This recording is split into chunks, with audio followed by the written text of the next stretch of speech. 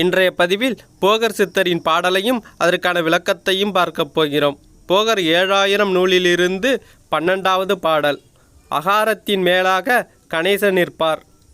ஆதியொரு கோணத்தில் உகாரம் நிற்கும்.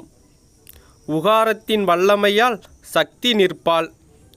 ஒடுங்கியதோர் மூளையொன்றில் காதலிப்பூவாய் புகாரமாய் முகங்கீழ் குண்டலியான் சக்தி பெண் பாம்பை போல் சுருட்டி சீறிக்கொண்டு சுதாரமாய் சுஷிமுனையோடு உருவி நிற்பாள். துரியாதீதமென்ற அவத்தை தானே அப்படின்னு இப்பாடலில் சொல்கிறாரு. இதற்கான விளக்கத்தை பார்ப்போம். விளக்கம்: நம் உடலான முக்கோண சக்கரத்தின் மேல் முனையில் கணேசன் கண் ப்ளஸ் ஈசன் நெற்றிக்கண் எனப்படும் இடம் உள்ளது. நம் உடலான முக்கோண சக்கரம்னா இந்த நம்ம பொட்டு வைக்கிற இடம் தான், அதான் நெற்றிக்கண் அப்படின்னு சொல்லுவோம். அதை தான் இவர் போகர் சித்தர் சொல்கிறாரு. நாம் உடல் முழுவதும் குண்டலினி என்னும் சக்தியானது பெண் பாம்பை போல் சீறி கொண்டு இருக்குன்னு சொல்கிறாரு. அப்போ நம்ம உடலில் குண்டலினி சக்தி இருக்குது அப்படிங்கிறத சொல்கிறாரு.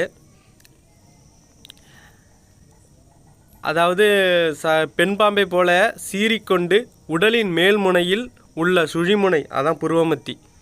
மூச்சு காற்று மூக்கிலிருந்து உடலுக்குள் திரும்பும் இடம் புருவமத்தி.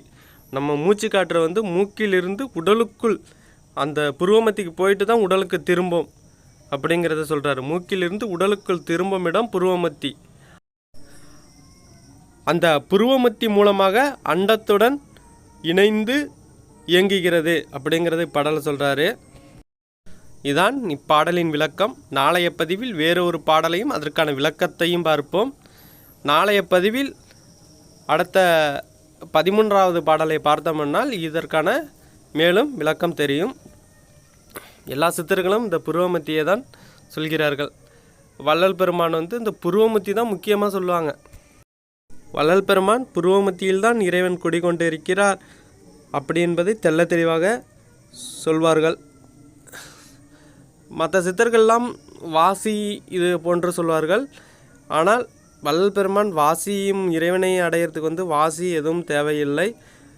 புருவமத்தியில் கவனத்தை வைத்து தியானம் செய்தால் இறைவனை நிச்சயம் அடையலாம் என்பதை வள்ளல் பெருமான் சொல்லியிருப்பார்.